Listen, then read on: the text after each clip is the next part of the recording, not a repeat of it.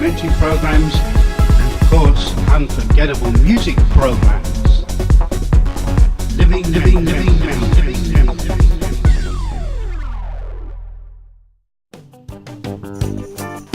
Hi there, my name is David Heath Hadford. I'd like to present to you our first documentary on the channel, which is the story of John Cooper, the man who developed the wonderful Mini Cooper.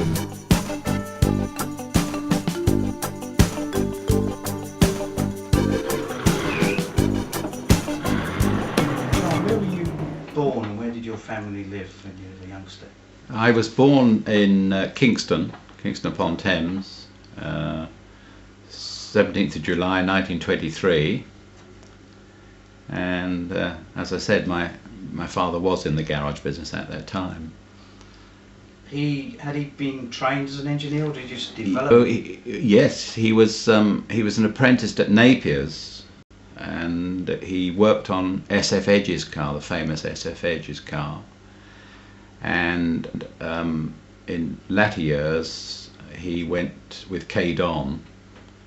I would say in the early 20s, went with Kay Don and looked after his cars. I mean, Kay Don had the Sunbeam record breaking cars and his Miss England speedboats, and the Bugatti, the 49 Bugatti that my father went over to Bugatti's and built, or helped build for him. A man called Ginger Hamilton, he looked after his Alfa Romeos and MGs as well. And so I did spend a little bit of time down at Brooklands in the early days and saw what was happening, and it is in the blood. Yes, it must have been all the sort of excitement of racing cars. I mean, you must have been right since you can ever remember being surrounded in that sort of atmosphere. Well, I mean, when I was 8 years old, 8 or 9, I can't remember roughly, my father built me my first car with a lawnmower engine, a Villiers lawnmower engine, and with little tiny wheels on it from the old trades bikes that used to have the big basket, those little wheels. And I used to belt around the garage yard in that and go up the road when nobody was watching. But that was when I was about 8 or 9. That was my first car. And obviously you must have been smitten by that sort of feeling of racing and excitement as well. Oh yes. Well, then when I was, I think it was between 12 and 14, he built, first of all, he built a Flying Flea, my father, one of these Pou de Seals, which was a very small aeroplane, very dangerous actually, and that had an Austin 7 engine in it, which wasn't powerful enough and was too heavy for the Flying Flea, so he put a Henderson motorcycle engine in the Flying Flea and it flew a lot better. And he used the Austin 7 engine and built me an Austin 7 Special, beautiful little car, which he used to drive down to Brooklands in when he was looking after Kay Don's cars, and I actually did a lap at Brooklands when I was, I think, 12 or 13 years old, and in that car, and got a right ticking off for it. But so I have actually been around Brooklands. So I mean, that really was probably spurred you on to sort of take an interest in becoming a racing driver, I suppose. Yes, it was in the blood. Yeah, definitely. What about the shall we say the mechanical side? How did you get involved in that? Well, he decided to make me go an engineering apprentice, and I went as a draftsman, draft designer, and jig and tool maker actually, which helped me tremendously later on when we built racing cars to tool them up and make the jigs and fixtures, and the drawing was a great help. And as I said, in the early part of the war, I wanted to go in the RAF to learn to fly, but unfortunately I didn't. And I was a half trained, or nearly trained, toolmaker and design draftsman, and I went to work at a firm in Chiswick, where they did a lot of work on one-man submarines, actually, single-seater water cars, if you like. And I did go in the RAF at the end of the year, and nearly the end of the war, and I just went in as an instrument maker and draftsman, and I didn't actually learn to fly until the 60s when I got my own plane, and we used to fly to the race meetings. Yes, it's funny, your father seemed to be taking a very early interest in planes and never you went down the car road rather than actually going down the plane route. Yes, well, my father had several aeroplanes. He built a Flying Flea. He had a Miles Hawk aircraft, which I flew in and flew as a kid, with him. And naturally, I wanted to go in the RAF and fly. That was unfortunate, but anyway, I'm very pleased that he gave me the engineering training because it's helped tremendously through the rest of my life. Did he live to a ripe old age? No, my father died. I think he was 71 when he died. Unfortunately, he was gassed in the First World War, and he had a bit of heart valve trouble. The mustard gas modified his valves in his heart, I think, which was unfortunate. When did he set up his sort of first company? Well, he was in the garage business in the sort of the 20s, the garage business, and then we moved to Surbiton, I think, in 1933 or 34. That was when we formed John Cooper Garage, Cooper's Garage, not John Cooper, Cooper's Garage. And then, of course, after the war, when we started to build the 500cc racing car, we then formed the Cooper Car Company, which was in 47. Did it become successful fairly quickly, or in terms of time? Well, yes, we built, first of all, we built a couple of cars. We built one for ourselves, and then we built a sports car for ourselves, and then we built one for Eric Brandon, a friend of mine. And then we had a dozen orders for these cars, so then we sort of got into semi-production. These are 500cc racing cars. And then the orders came rolling in, and then of course we went from 500 to 1000cc, the twin engine ones, and eventually the Cooper Bristol, and then the bigger cars, until eventually we got to the Grand Prix car, the Formula One car. And what sort of period of time would you say that was? 10? The 500cc cars went on until 55, 56, 57, and then we eventually went to Formula Junior, which was the mini engine really, which was a Morris Minor engine. You had to use a production engine, and we were building Formula 2 cars and hill climb cars as well, and sports cars, the central seat sports cars. And then, of course, in 1959, 58 really, we built the proper Formula One car with the Climax engine, which enabled us to win the World Championship in 59 and 60.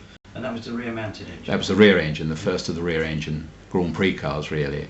Well, post-war rear engine Grand Prix cars. Most racing cars these days are rear engine. Well, everyone is now. It's Indianapolis and everything has changed. But I mean, in 1958, they were all front-engine cars, apart from us. Was that one of your personal developments? Oh yeah, yes. We knew that's where the engine had to go for weight distribution, handling, wind resistance, driver sitting low, everything. It was and lightness, everything. It was the right way to go. And in 1957-58, when we built the first virtually rear engine or mid engine, as we call them, Grand Prix car, same as the modern Grand Prix car, they're double wishbones and very similar setup, except we had a tubular chassis. Now they have monocoque chassis and rubber tanks instead of aluminium tanks, that sort of thing. It must have caused a stir when you actually took it out of the trailer off the trailer. It did actually. I mean, having lunch with Ferrari once it was about 1957 or 56, 57. And I said, when are you going to build a rear engine Grand Prix car? He said, I will never build a Grand Prix car with the engine in the back. An engine must always be in the front in a Grand Prix car. And I've never forgotten that, actually. And that was old Enzo himself. Yes, it's an amazing story, isn't it, really? Quite a turnaround. What was your first sort of favourite car? I mean, in terms of when you started racing, sort of general racing drivers tend to get a feel for a particular car and a particular, whether it's the 500 or the 1000 or... Well, of course, I love the 500s. I raced the 500s. I raced my Streamliner, which was an advantage over other drivers because it was a lot quicker down the straight on fast circuits. And I managed to win Aarhus Berlin with that car and Greslandring, 2 fast circuits. So that was enjoyable. I did a lot of hill climbing with 1000cc twin engine cars and got several hill climb records. And I started to race the Cooper Bristol, the one that Mike Hawthorne did so well in. That was a front engine car, yet funny enough. And, you know, I was testing the car at Silverstone, going flat out round a bend, and Mike Hawthorne came round on the outside of me and looked at me and put two fingers to me, and I thought, what the hell am I doing? I better concentrate on building cars, I think. How long did you actually race for then? Up until about 53, 54, that time.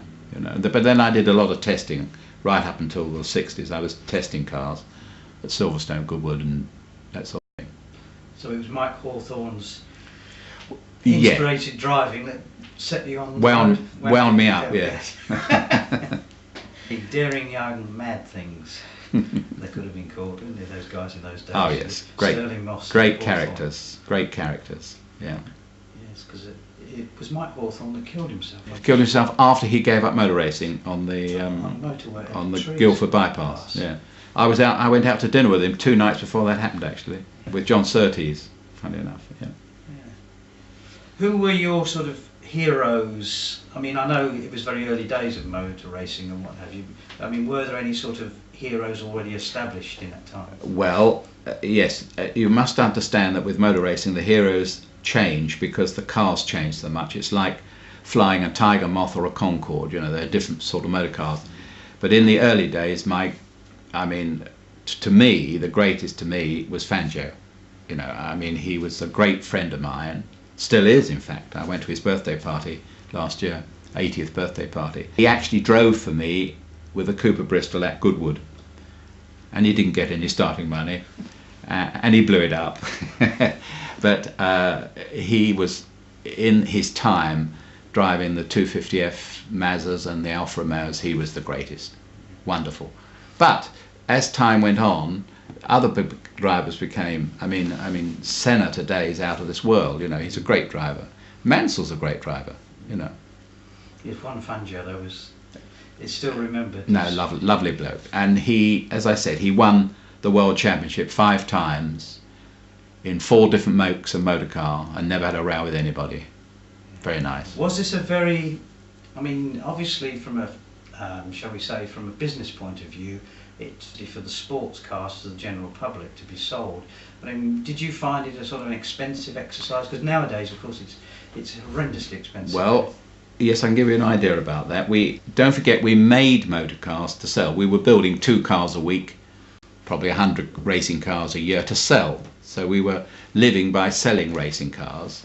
When we became more professional with our racing, of course, that didn't lose money. I mean, our budget for the World Championship cars with Jack Brabham and Bruce McLaren was £50,000 a year, and that was including paying Jack Brabham £10,000.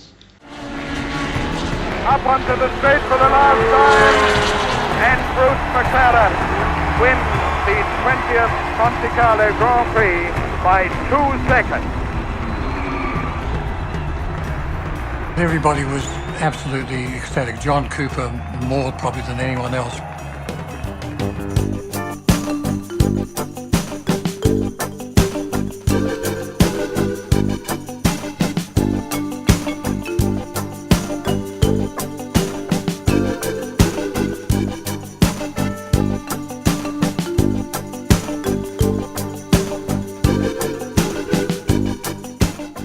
We still made a profit with that. We lived out of our starting money and prize money and that sort of thing, and it was great. And today, I mean, McLaren's budget, McLaren is now run by Ron Dennis, who was my apprentice for 5 years.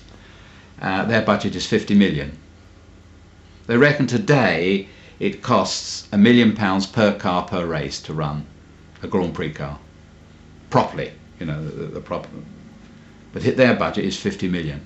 And it's just, yes, and obviously they just cannot be making any money out of that. Oh well, I don't know. I don't think they lose money.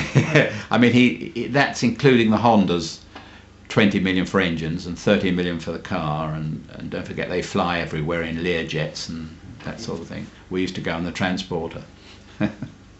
Yes, I noticed you've got a photograph in your family album of a nice Cooper, looks like a Morris van, and the racing car being towed and a plane behind it. Is that? That's right. That was the sort of way you travelled. We did have our, as I said, we did have. I had my own tri-pace, and I used to fly to the continental races and English races, you know, that sort of thing, and frighten myself as well. But there it is. So. Do you fly anything now? Not so much now. No. I've. Was it exciting? Do you find it exciting flying as you did driving in terms of? No, I used to frighten myself more in aeroplanes than anything, actually, especially when the weather was bad. Did you, as a matter of interest, it's always a question that's always asked, I suppose, of racing drivers. Did you ever have a horrendous crash or anything that really sort of shook your nerves at any time? Yes, I was. Funny enough, I'd been to pick my aeroplane up from Luton, Mac Alpines at Luton, after it had been repaired after a crash, which it had. When I wasn't flying it, I was in it but not flying it. That's another story. And we flew to Biggin Hill, and then I was just going to get in it to go home, and somebody said to me, "Have you looked at your plane?" And the tail was bent on it, and somebody had run into it on the ground. So we got a lift home, and the bloke frightened us on the way back. I remember that little bit. And I was then going home from the airport to Salvadori's for dinner that night, actually, and I had the twin-engine Mini Cooper, which was a research and development car, very fast, very interesting car, which we were developing for rallying. And something broke on the back on it, actually, and it went end over end, and I was nearly killed, actually. I didn't have a seatbelt on, and I've worn a seatbelt ever since, I might tell you. And I hit my head on the door pillar and cut my head in half nearly, and I nearly died, actually. And that was horrendous, that one. I haven't forgotten that. I still get the headache. Yes, I suppose it's inevitable when one is driving cars at speed continually that something's going to happen in that score. Well, the funny, Even under the most yes, controlled you conditions. can't. I mean, that was experimental. Something broke, and that was one of those things. But I mean, modern Grand Prix racing, funny enough, is getting very safe, which is good. The carbon fibre monocoques and the circuits are built so much safer now, and the attention they get from Professor Watkins, who's a neurosurgeon, won't let them move a Grand Prix driver unless he's looked at them first and after an accident. So it's much safer now, yeah.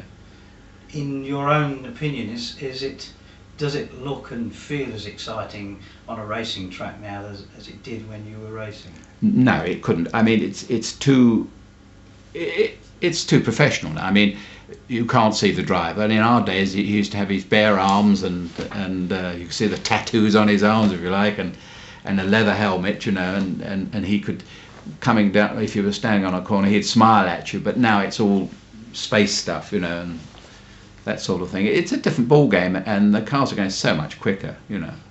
Not so much top speed, funny enough. I mean, we were doing, in 1960, we were doing 180, 185 at Reims down the straight. And I mean, they're only doing just over 200 now, but their circuit times are so much quicker, you know. That's the difference. Because they had there was no control on the speed element in the size of the engine of the car in the early days, was there? Well, yes. I mean, we were only 2.5 litre unblown, and I say we were doing. I mean, they're 3.5 litre unblown now. I mean, we were doing 185. And I said they only basically do a little bit over two. Apart from Indy, where they're doing about 240 miles an hour now. When we went to Indy, we were only doing. I think we were doing nearly 280 at Indy or something like that, and we lapped Indy at 146, and the lap record was 149. Well, the lap record now at Indy is 220, I think, or something like that. Yeah. Yes, as you say, it's not a great leap forward. Well, the maximum speed hasn't altered that much in Grand Prix racing. No. We built racing cars to live, and that was part of the thing. And also, we went motor racing to live, because that was our starting money and prize money. I always wanted to get into the production. I wanted to build a very sporty saloon car, and that's why where the Mini came into the thing, really. as I was a great friend of Issigonis's, and we were using the A-Series engine in our Formula Junior cars, and I thought this is the car to be, you know, to become the not like we were thinking of an open sports car like MGs and Healey's. Like this was a family car that could be driven like a sports car.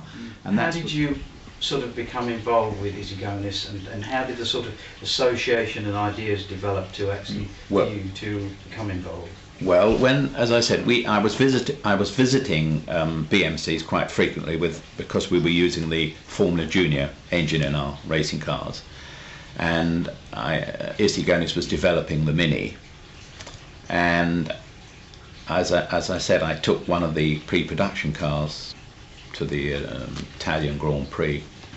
It was called a Lampredi.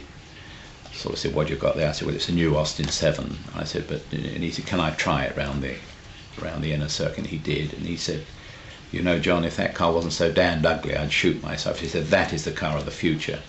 And I mean, that coming from a man that was the chief engineer of Ferraris, and then he was the chief engineer of Fiat's when he said, I thought that was great. And when the Mini actually came out, Issigonis really designed it as a family car, and the reason it handled so well is because he wanted to give the family man the enjoyment of driving a car comfortably and some enjoyment.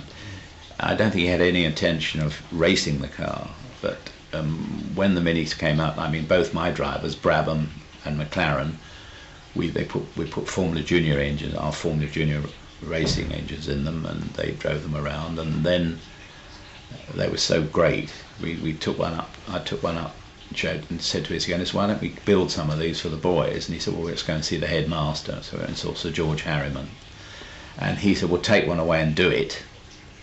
So we took one away, and I think we managed to get some disc brakes put on it, because Lockheed's were developing a disc brake to prove that it would go into any, if it went into a mini wheel, it would go into anything.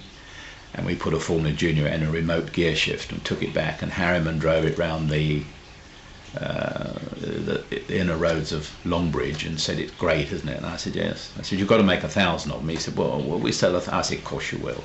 Anyway, eventually they sold 150,000 of them, but I mean, that was the start of it, really. And then that was the basis Mini Cooper with 55 horsepower.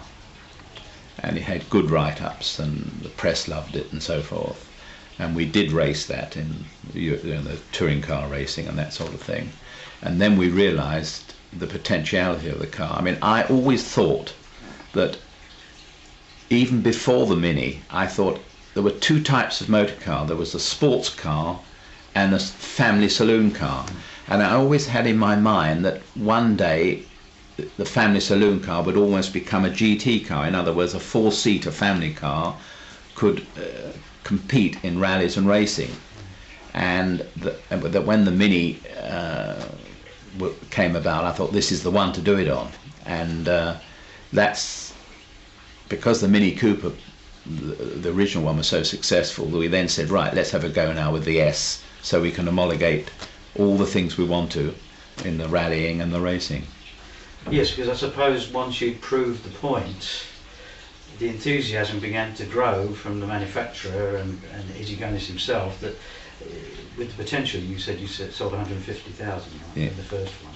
And then we went on to sort of stage 2 and 3, didn't we? Well, yes, it started off, as I said, with the 55 horsepower Mini Cooper, twin carburetor motor car, and then we built the 1070S, which Paddy won the Monte Carlo Rally with, and that was the start of the real thing. You know, it can win the Monte Carlo Rally, it can do anything. And then the following year we said, right, let's build two more, a 1000cc short stroke one to win the European Touring Car Championship, which it did, and the biggest engine we can get into it, which was the 1275, and again to challenge rallies, and which we won the Tulip Rally and the Tour de France and those sort of things. What was your reaction to approaching BMC and saying we want to put a 1250 engine into this little machine? 1275. Well, basically, I went to a board meeting there, and I said we've got to build two more motor cars, a 1000cc and a 1275. And Harriman who was the chairman, he said, I don't think we could build a 1275. So the engine was designed originally as an 850, and the Churchill boring machines, it's going to have to offset the bores, it's not going to be easy. And I thought, oh dear, you know, I've come up here today and I've wasted my time. And he didn't say anything until, as I was going out the door, the meeting, he said to me, we're going to do it. And that was it. And that was the sort of a man Harriman was. There's a few more people like this today, isn't it? Well, we've got them back at Rovers now. I come to that at a later Really? date. Oh, Yeah. good. I'm glad about that. Now, with all the, shall we say, racing enthusiasm and winning the Monty and what have you, how did BMC, in your mind, seem to be doing so well in marketing this car? Was it just sort of self-motivation, or did they actually push it very hard? Well, it was, first of all, it didn't cost them a lot of money because most of the development was done on the Formula Junior racing engines already, so that was a good sign. And we've worked very closely together. We ran the European and the British, well, Tyrrell actually ran the European Mini team for us. We ran the British team, and Tyrrell ran our Formula Junior. Ken Tyrrell ran our Formula Junior cars. And the Abingdon, the works, ran the rally cars. And Stuart Turner was responsible for the rally team.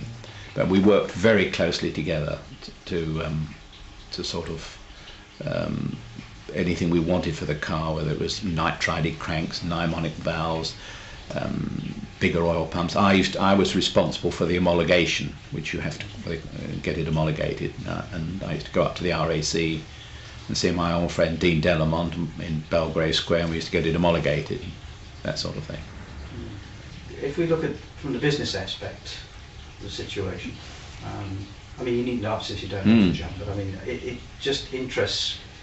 If this car was being built by BMC and you were redeveloping their engine, etc., and more input, did BMC give you a royalty for doing what you were doing? Yes. What was the sort of Yes, I can tell you what happened then. Actually, when we were built, they used to pay us for the racing side, you know, to go for our expenses to go around the racing side, and at the time, at the end, I was getting £2 a car royalty on the car, and it was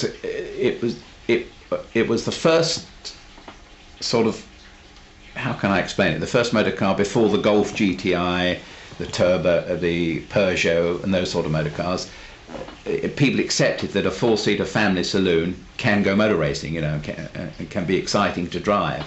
And I mean, a Mini used to bring out the adrenaline in you because it was fun, and everybody, even today, people still say it's still good fun to drive, you know. And I just think that I'm so pleased that the Mini started it all, really. And it was a classless car. I mean, it wouldn't matter if a Mini came out at Buckingham Palace. I mean, Prince Michael had a Mini, and Lord Snowden had Minis and that sort of thing. And it wasn't the sort of thing, oh, he's using the gardener's car, he's just using his Mini. It's at different times, you know, that sort of thing. So, I mean, and all the Peter Sellers and that sort of thing. So it was a classless car. I mean, it was the car to have in Paris or in London or even in Berlin, and that sort of thing. It was a town car, and people accepted it, you know. How did you reach your negotiation for £2 a car? Well, it was Sir George Harriman and I were very good friends, and there were no long-term agreements. We used to shake hands and write a letter to one another, end of story, and we both kept our word, and it was wonderful, really. It all came to an end at the end, really, when Lord Stokes took over the company. I don't know, he wasn't very, I don't think he was very keen on motor racing, which considering it didn't cost him a lot of money, I mean, compared with what it costs today, I don't think he realised how much value. I think the Mini Cooper and the racing of the Mini Cooper actually put the Mini on the map. It helped because it was very slow to take up to begin with, the Mini, you know, until it started competition side. And but anyway, I think Lord Stokes just thought that you know, it was probably difficult to get it insured for young people and so forth like that. I think he decided to. It wasn't only me. He chopped the Healy and so forth. And as I said, he said to me once, you know, what do you do? He said, we've got 150,000 people here or something, or whatever it was they had then. And I said, well, I'm a consultant. So he said, well, what do you do? So I said, well, I come up here once a fortnight and wind his Sigonis up, you know, and I don't think he liked that very much. Anyway, they decided to drop the Mini Cooper, but it did carry on in Italy for another 5 years. Innocenti built the Mini Cooper for another 5 years.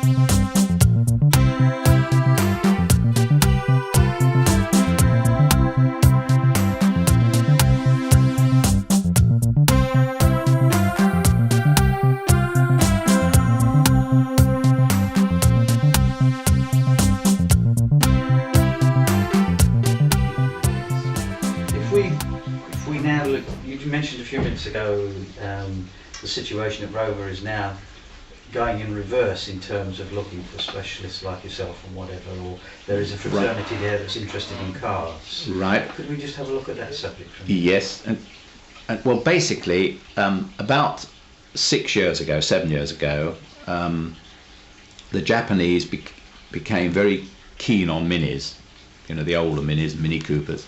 They used to come and see me, and they persuaded me to make a kit for the 1000cc Mayfair, which with twin carburetors and a specially good head. They wanted this. They came over here and tried it and loved it.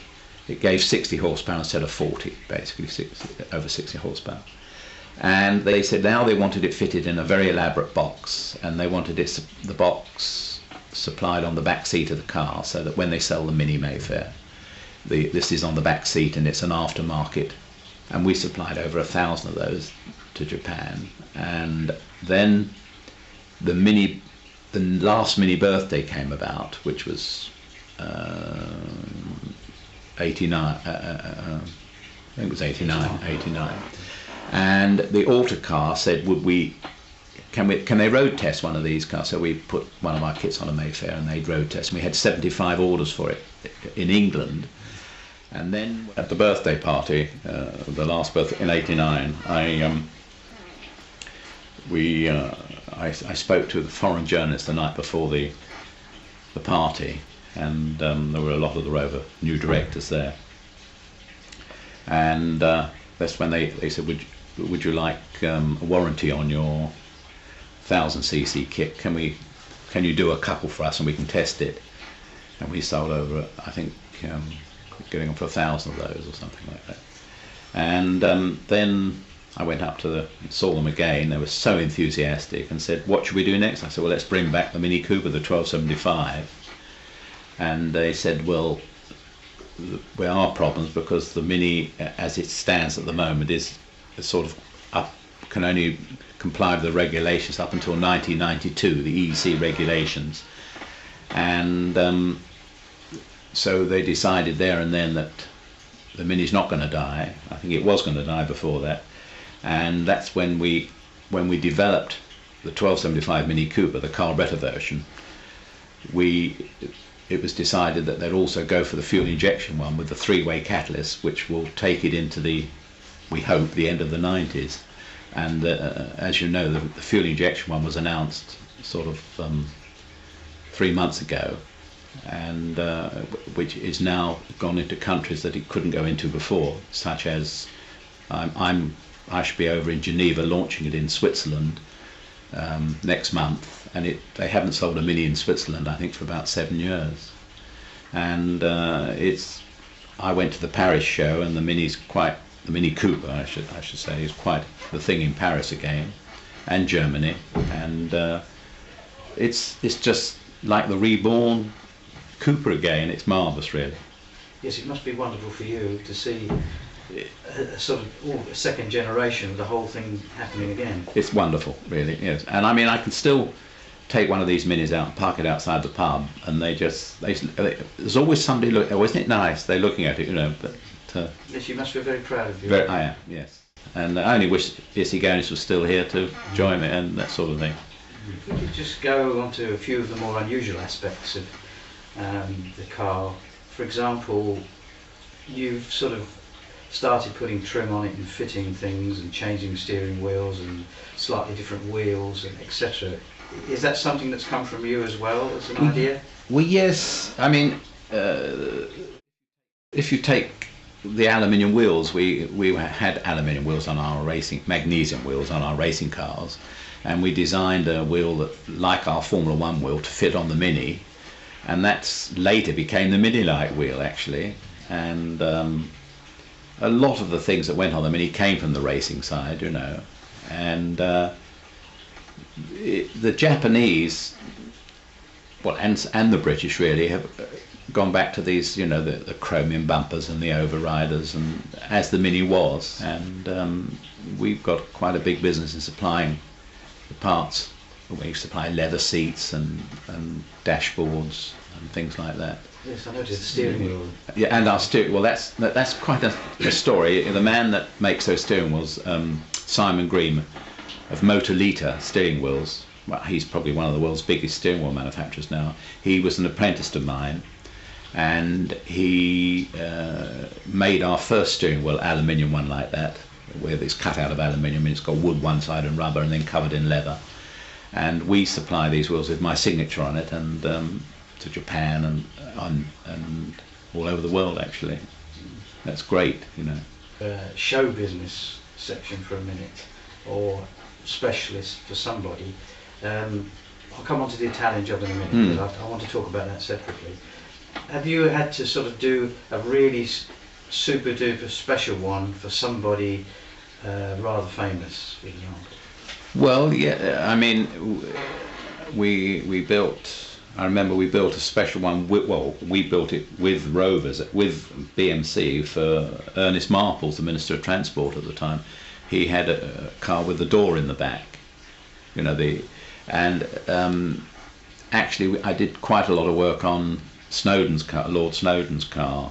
You know, he had a high performance engine in it and that sort of thing. And Peter Sellers, we did some work on his car, and incidentally Britt Ekland has just bought an injection Mini Cooper, which is rather nice. And I remember I was talking to Harry, we were talking to Harry Seacombe the other day, and Ringo Starr had the door put in the back to get his drums in. Harry Seacombe reckons that Peter Sellers put in is so he could give Harry a lift. Lovely, I like that one. Yeah. Yes, and of course, we were, as I said, we were advisors on the film, The Italian Job, and I mean, Matt Munro was a Mini Cooper man, Michael Caine liked Mini Coopers as well, and the stunt team that worked on that film are marvellous, you know, and you've seen the shots, and I think it did the Mini a lot of good, that film. And as I say, the Italian Job still exists now.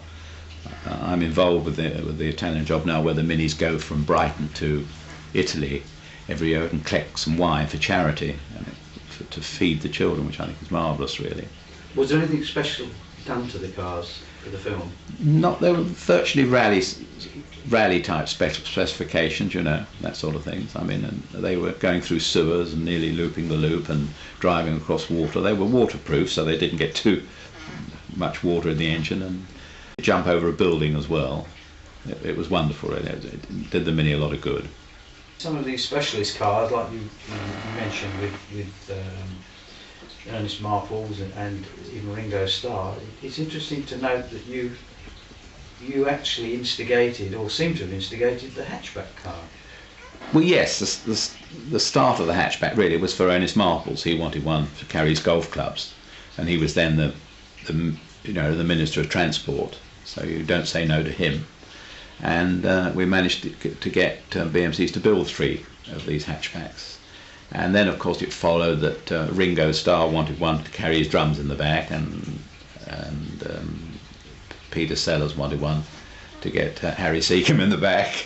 But I did try to get BMCs to build, because I thought it was great, but for some unknown reason it didn't go ahead, and possibly because of homologation purposes and altering the body jigs at that time, because in the early days of the Mini, Issy Gonis virtually designed the body jigs to make the Mini as well. That's why it's got those ribs down the side, because they are jigging ribs. Instead of having elaborate jigs to hold the panels together, they used to make the panels and clip them on those ribs, and spot weld them on the rib. It was a very simple car to manufacture. Finally, where do we go from here? You've obviously the fuel injection one. Yes, I think.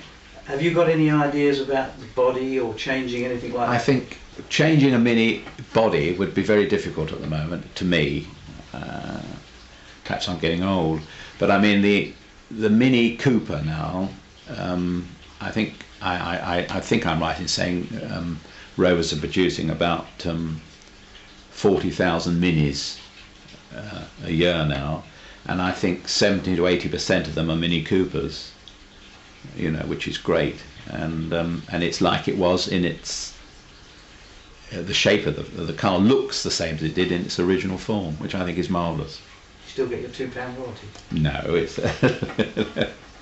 but I think the new regime at Rovers are so enthusiastic, just like the old days.